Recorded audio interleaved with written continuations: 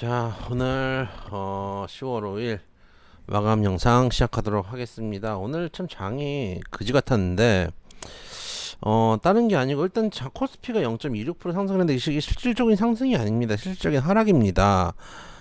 시장 지도 한번 보여드릴게요. 보시면 시총 상위주 1, 2, 3등만 막아놓고 그 다음에 이제 금융주 같은 거를 좀 막아놓고 금융주도 사실 대부분 빨았어요. 이제 시장 지도가 이제 시총에 비례해서 이제 되는데 보시면 코스피도 대부분 다 빠졌어요. 248 종목 상승, 633 종목 하락이기 때문에 3배 가까이 많은 종목들이 하락을 했습니다. 그러니까 결국 시총으로만 받쳐놓고 다 때린 거고 코스닥은 이제 거의 막 개박살이 났는데 일단 오늘 좀 특이한 거 사실 이렇게 빠질 이유가 없거든요. 첫째는 이렇게 빠질 이유가 없다.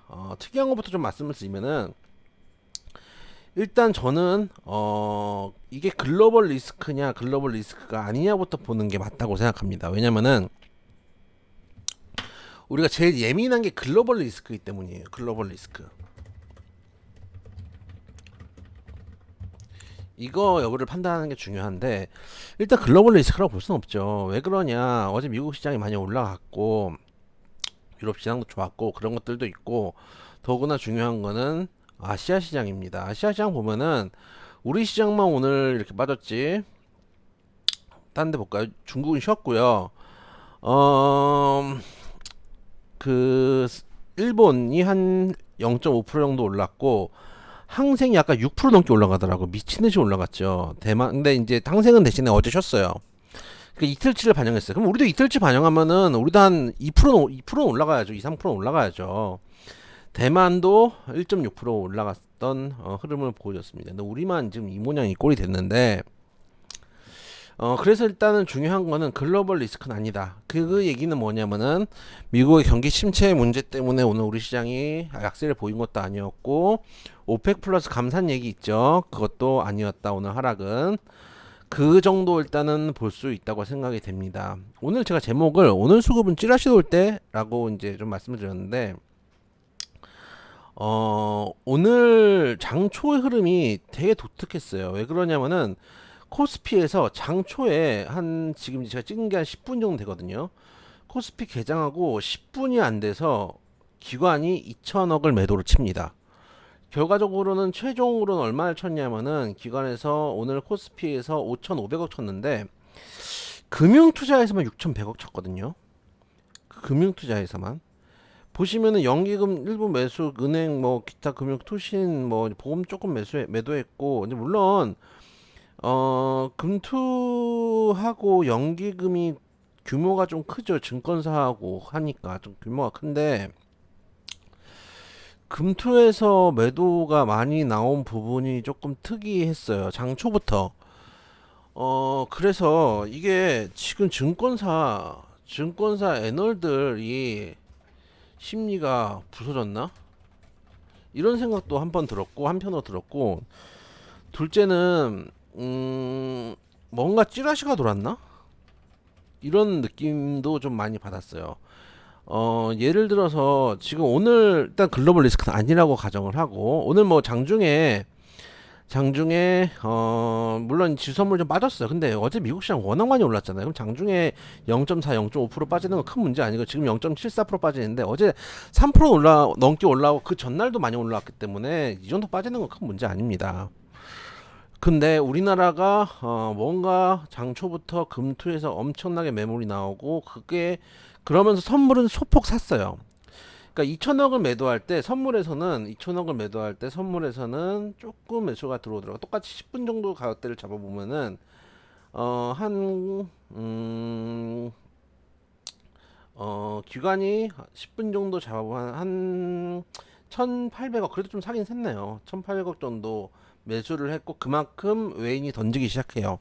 그러니까 장초에 뭔가 어 기관들이 심하게 던지고 그거를 외인들이 선물에서 매수가 들어오니까 외인들이 같이 던지고 이러면서 뭔가 수급이 꼬이면서 손바뀜이 좀 강하게 일어난다는 느낌을 조금 많이 받았어요 오늘은. 그래서 오늘은 가장 큰 거는 수급적인 요인이었다고 생각이 돼요.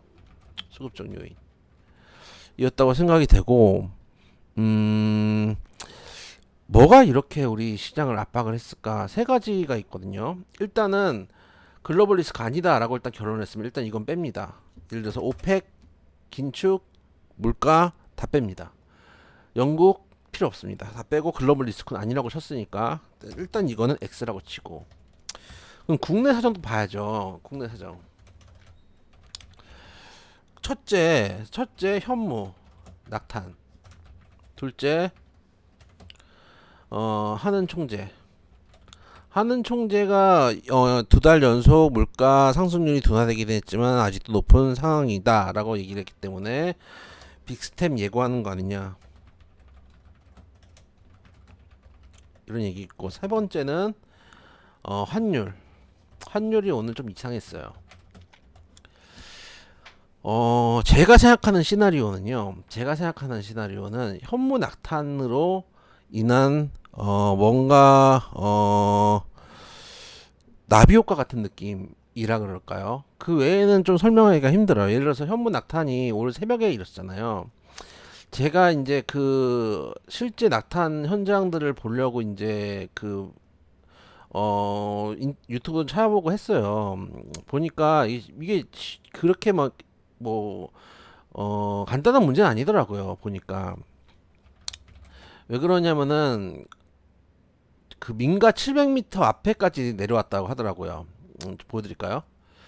보면은 실 어느 정도 사람들이 어느 정도의, 이거는 이제 발사하는 거고요. 날아갔다가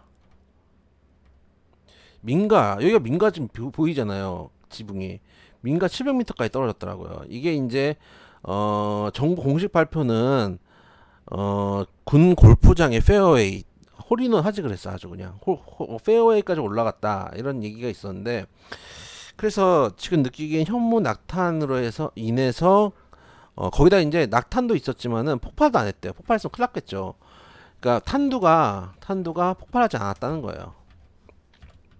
그래서 갭상승을 하니까 금융투자 쪽에서 야 이거 나중에 외국인들 도망갈까봐, 금투 증권사에서 제일 발빠르게 움직이죠. 증권사들이 제일 발빠르거든요. 제일 아침 일찍 일어나니까 증권사들이 외국인들 던질까봐, 외인들 던질까봐 미리 던진 것 같아요. 던지고 현물은 던졌는데 선물에서 그래도 우리 시장 완전히 배박살날 시장은 아니니까 종목 투자하기는 좀 못하고, 또 네이버도 요즘 좀 상태가 안 좋잖아요. 카카오도 그렇고. 선물에서 매수 포지션을 잡으니까 여기다 대고 외인이 던진 것 같아요. 그리고 이게 애매하다고 생각되는 게 환율입니다. 예를 들어서 현무가 문제가 되면 어떤 일이 벌어지냐면은 환율이 치솟아야 되거든요. 지정학적 리스크면은. 근데 환율을 가만히 보면은 오늘 개장이 오늘 개장이 여기입니다. 요 정도 보면은 개장하자마자 환율이 퍽 하고 튀어 올라요. 오늘 개장하기 전에는 1416원 정도였는데 개장하자마자 갑자기 환율이 팍 튑니다. 그러다가 환율이 퍽 죽어요. 제 생각에는 이게 낙타 문제가 될 것 같아서 정부 금융당국에서 관여한 게 아닌가라는 생각이 들어요. 보시면 여기하고 이 구간하고 이 구간, 특히 오늘 장 끝에까지 보면은 마감까지 환율이 그대로 내려앉거든요. 이게 저는 환율에 정부 개입이 들어간 것 같아요. 이 정도 외인의 매도세가 나오면은 지금 선물 매도한 게 코로나 때도 이만큼 매도가 안 나왔다고 하더라고요. 선물에서. 근데 그 정도로 매도가 나왔다는 얘기는 그러니까 증권사에서, 제 생각에는 스토리죠. 증권사에서 이것 때문에 나타나니 발생하니까 얘들 심리도 요즘 증권사 애들도 맨날 가서 조인트 까이고 이러지 않겠습니까? 갭상승 했겠다. 외인들이 던질 수도 있으니까 미리 던져놓고 그래도 시장이 싸니까 시장을 산다는 느낌으로 선물을 매수를 했는데, 그러면서 처음에 그 지정학적 리스크 때문에 환율이 팍 튀고 올라가니까 걷다 대고 외인도 던졌더니 환율을 정부에서 잡아줘요. 정부가 개입을 하니까 외인이 맘 편하게 대놓고 던졌다는 스토리가 만들어지지 않나라는 생각이 듭니다. 왜냐면은 예를 들면 극단적으로 볼게요. 지금 환율 2,000원입니다. 예를 들면 2,000원인데 내가 오늘 한 2,000원쯤에 팔려고 했어요. 1달러 살라 그랬는데 2,000원으로 1달러를 살라 그랬는데 정부에서 개입을 해서 이거를 몇 분 만에 1,000원으로 만들어줬어요. 그러면은 아까 전에 2,000원이었는데 지금 1,000원 되면 반액 세일 아니에요. 그렇게 해서 환율에 개입을 하니까 외인층 입장에서 신나게 던진 게 아닌가라는 생각이 들어요. 그래서 제 생각에는 첫째는 추정컨대 첫째는 이게 도화선이 돼서 증권사가 먼저 움직이면서 환율이 움직이니까 정부가 개입을 하고 환율이 어느 정도 상방이 막힌다, 튀지 않는다라고 싶으니까 외인 매도폭을 좀 늘린 게 아닌가. 증권사에 선물 매수를 들어오는 걸 보면서 같이 매도 포지션을 잡는 게 아닌가. 약간 이런 느낌이에요. 그래서 수급적으로 결론은 그래서 수급적으로 꼬인 것 같다. 라는 느낌입니다. 이게 그 증권사에서 어떻게 그 구조가 돼 있냐면 애널리스트들이 분석을 하면 이제 트레이더들이 좀 매매를 하잖아요. 근데 이제 현무건을 크게 봤을 수도 있어요. 왜냐하면은 최근에 방산주도 괜찮았잖아요. 방산주 괜찮고 주도 섹터였었는데 일단 방산 섹터 깨지겠죠. 그리고 우리가 어쨌든 간 지정학적 리스크가 최근에는 북한이 뭐 미사일을 쏘던 뭐라던 빅텍도 안 움직이는데 빅텍 오늘 좀 움직였나요? 이렇게 빅텍도 안 봤네 오늘. 빅텍 움직였네 오늘. 빅텍은 16%까지 갔네. 웬만하면 요즘 북한이 미사일 쏜다고 빅텍 안 움직이거든요. 심지어 오늘은 북한이 미사일을 쏜 날이 아니고 북한이 어젠가 그저께 쏘지 않았나요? 어제가 그저께 쏘고 오늘은 우리가 쏜 날이에요. 그렇잖아요. 근데 빅텍은 오늘 움직였어요. 그걸 보면은 오히려 우리가 실제로는 요즘엔 둔감해 있던 지정학적 리스크가 현무 불발로 인해서 터지고 이거에 대해서 증권사하고 외인이 먼저 움직이고 환율을 정부가 개입해서 외국인이 빠져나가기 좋은 환경을 만들어 준 게 아닌가라는 게 일단은 오늘의 결론입니다. 제 생각은 그렇습니다.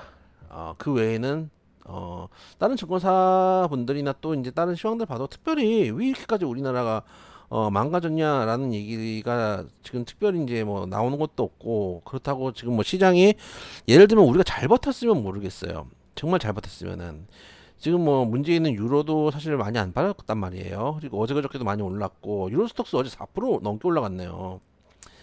그저께도 올라갔고 그 전날도 올라갔고 3거래일 연속 상승했다가 지금 0.79% 정도 빠지고 있는 상황이고 우리나라 한번 볼게요.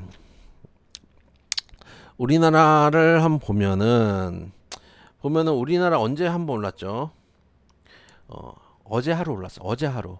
유럽 상거래일 오르고 우리는 하루 오르고 오늘은 올랐다고 볼 수 없죠. 실질적으로는 빠진 거죠. 그냥 갖다 받쳐놓은 거죠. 0.26%면 이거 올랐다고 볼 수 없는 거죠. 나스닥 한번 볼까요? 나스닥 2거래일 연속 올랐네요. 근데 올라간 폭이 월요일에 2.27% 그리고 어제 3.34%입니다. 오늘 조금 낙폭이 있다고 해도 보시면은 완벽하게 쌍바닥을 잡은 모습이에요. 네, 여기서 추가적으로 딱 바닥 잡고 올리는 모습이에요. 물론 여기서 완전히 반등을 할지는 좀 더 지켜봐야 되겠지만 일단은 그렇습니다. 많이 빠졌던 데들 조그만 시장들 한번 볼게요. 정말 많이 빠진 대만 이런 데들, 홍콩 이런 데. 오늘 홍콩도 6% 넘게 올랐다가 장마판에 5%, 5.9%인데 얘도 보면은 오늘 올라간 거 보면은 대만도 오늘 올랐거든요. 보시면 전저점 인근 정도는 지지가 되잖아요. 전저점 인근까지는 올라온 상태고 홍콩도 보면은 그래도 전저점보다는 위로 올라와 있는 상황이에요. 전에 빠졌던 그 구간보다도 위로 올라와 있는 상황입니다. 그게 언제죠? 다 3월달이죠. 우리는 3월달 자리 언제 가나요? 우리는 3월달 자리 가려면 아직 한참 멀었습니다. 2600, 3월달 가려면은 올해 3월달 자리 가려면 2600입니다. 근데 얘네들은 일단 3월달 저점까지는 올라온 상태예요. 그러면은 차트를 대놓고 비교를 해보면은 양쪽을 이제 비교를 해보면은 정말 많이 빠졌다고 하는 어 뭐 대만하고 비교해보죠. 사실 대만도 기분 나쁠 수 있어요. 대만 같은 경우는 최근에 저점 7월 저점을 본다고 치죠. 7월 저점을 봐도 우리가 이 정도 저점을 봐도 최소한 우리는 2300입니다. 2300까지 아직 100포인트나 남았고 얘네들은 2300 찍었어요. 7월 저점을 찍었어요. 이 정도 갭이 벌어져 있는 상태. 근데 대만이 어떤 나라입니까? 지금 중국한테 다음 그 우크라이나 전쟁 끝나면 대만이라고 지금 얘기가 나올 정도로 지금 상태가 안 좋은 상태인데 얘네보다 지금 우리 시장이 약한 겁니다. 그래서 제 생각에는 어쨌든 글로벌 리스크는 아니고 이 현무 낙탄이 벌어진 나비 효과가 증권사에서 내던지고 외인들이 내던지고 투신 방어를 위해서 환율을 정부 개입하고 찌지고 볶아가지고 오늘의 결과가 나오지 않았나. 특히 개인들도 이제 뭐 여력도 없고 또 네이버 이런 것들도 많이 빠지잖아요. 개인들이 좋아하는 종목들도 많이 빠지고 하다 보니까 투신도 안 좋은 상황에서 이렇게 좀 꼬여 있는 상황이 아닌가라고 생각이 됩니다. 일단 저는 이렇게 생각을 합니다. 첫째, 정부가 해야 될 건 너무 쉬워요. 지금 환 태우면 안 됩니다. 지금 환율을 이런 식으로 방어를 하면은 되게 위험해집니다. 왜냐? 외환 보유고가 축나잖아요. 외환 보유고가 부족하면 진짜 IMF 얘기 나옵니다. 나중에는. 그래서 달러를 함부로 방어를 하면 안 됩니다. 뭐 일본이 엔화 방어를 할 때 같이 좀 했던지 우리만 이렇게 방어를 뭐 글로벌 지정학적 리스크를 막아보겠다고 방어를 해서는 안 된다고 생각을 하고, 둘째는 증한 펀드가 조성돼 있는데 그거를 당장 못 쓰는 건 이해를 합니다. 왜 그러냐면은 돈이라는 거 한번 쓰면은 되돌리기가 힘들기 때문에 이해는 하지만 공매도는 일단 막아야 됩니다. 왜 그러냐면 지금 당장에 돈이 드는 문제가 아니기 때문입니다. 공매도 막는 게 돈 드는 문제 아니잖아요. 그래서 예를 들어서 처음에 대비책을 내놓을 때 제일 쉽고 간단한 것부터 1단계, 2단계 이렇게 가잖아요. 1단계는 공매도 금지거든요. 그 다음에 제일 좋은 거는, 그 다음에 2단계 해야 될 게 제일 좋은 거는 뭐냐면은 통화 수합입니다. 통화 수합 해놓고, 근데 이건 우리만의 의사로 되는 건 아니잖아요. 통화 수 그리고 뭐 요즘 분위기 보면은 뭐 미국하고 그렇게 싹 좋지 않죠. 요즘 미국에서 우리 대통령을 풍자하는 개그들도 등장했더라고요. 그 유튜브에 좀 돌고 있습니다. 한번 찾아보세요. 그 욕을 한 거를 보고 본인도 국회의원에 그렇고 하니까 막 다들 까르르 웃는 그런 영상이 있습니다.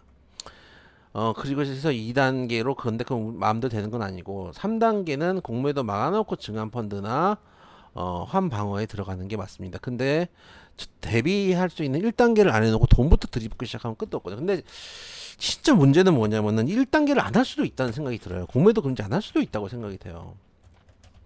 왜냐면은 최근에 이걸 누가 주장하나, 이재명 지사가 주장을 하잖아요. 그 윤석열 대통령의 성정으로 미뤄보아 야권 대표가 주장하는 거는 왠지 안 할 것 같거든요. 그래서 지금 돈 태우고 있는 게 아닌가라는 추정이 들어요. 그래서 이렇게 되면은 어떻게 돼야 되냐? 어쨌든 글로벌 리스크는 완화됐으니 해외 시장 올라오는 거 보고 우리 시장이 함께 시장의 힘으로 올라올 수밖에 없습니다. 시장은 어쨌든 정부는 시장을 이기지 못하니까요. 그래서 시장의 힘으로 시장이 올라오는 수밖에 없습니다. 정부에서 정책을 기대하기는 좀 힘들 것 같아요. 그래서 안 하니면 못한 정책들이 나오는 것보다는 차라리 그게 나을 수도 있습니다. 어쨌든 글로벌 리스크는 어느 정도 해소는 건 맞으니까요. 그래서 그러면 우리는 개인 투자들 어떻게 해야 되느냐, 이제 우리가 어떻게 해야 되느냐가 문제죠. 그래서 저는 오늘 그 얘기를 한번 해보고 싶어요. 주식 가장 기본은 쌀 때 사서 비쌀 때 판다. 지금 파는 거는 쌀 때 파는 겁니다. 글로벌 리스크도 엔간히 다 주가에 반영돼 있죠. 우리나라 주가는 더 많이 빠졌죠. 그렇다고 우리나라 기업들 실적이 안 좋은 것도 아니죠. 정치적인 리스크 때문에 빠졌지만은 이것도 또 우린 익숙해질 겁니다. 그러면 투심이 조금만 회복이 된다면 다시 올라올 수 있고, 또 미국도 마찬가지. 이미 미국의 긴축이나 인플레이션에 대한 부담감이 어느 정도 주가에 이미 반영돼 있기 때문에 실제로 경기가 침체된다고 하더라도 주가는 반대로 올라올 겁니다. 왜냐? 주가는 6개월 이상은 선 반영이기 때문입니다. 어제 미국 주가가 많이 올라올 때 한 가지 이슈가 있었죠. 미국의 고용 지표가 부진한 겁니다. 원래 고용 지표가 부진하면 침체 걱정해야 되는데 오히려 주가가 올라옵니다. 이미 침체 리스크는 주가에 선 반영됐고 금리 좀 그만 올려라 이것들아 라는 의사의 표현이겠죠. 그렇기 때문에 우리가 지금은 힘들더라도 이거를 한 번 더 고민을 해볼 필요가 있다. 어차피 저는 그렇게 생각해. 전 전업을 해서 그런지 모르겠는데 많은 주식 투자자들이 개인 투자자들이 이런 생각을 합니다. 아 더럽고 힘들어서 못 해먹겠다. 주식 팔고 떠날까? 아 나랑 안 맞는 것 같아. 이 생각들을 정말 많이 하시죠. 특히 본전만 오면 팔고 떠난다. 이 생각 진짜 많이 하죠. 근데 저는 전업을 해서 그런지 모르겠지만은 여기가 생업을 하는 곳이라서 팔고 떠난다는 생각을 해본 적이 없어요. 항상 이 구비들을 넘어가야 되거든요. 예를 들어서 여러분들이 코로나 때 치킨집을 하시는 분들 치킨 안 팔리잖아요. 술도 안 팔리고 그러면은 치킨집 접을 수도 있겠죠. 근데 접을 생각하기 전에 원부터 시작하죠. 배달로 한번 돌려볼까? 가격을 좀 낮춰볼까? 이런 것들을 생각하잖아요. 방법을 찾으려고 하잖아요. 아니면 인건비 한번 좀 줄여볼까? 뭐 이런 것들 생각하시잖아요. 근데 참 묘하게 주식을 하시는 분들은 팔고 떠날 생각을 너무 쉽게 해요. 애초에 가구가 부족했다고 생각을 합니다. 주식을 좀 더 진지하게 해볼 필요가 있지 않을까 하는 생각이 듭니다. 그러면은 지금은 팔 때가 아니라 오히려 살 때다라고 말씀을 드려보도록 하겠습니다.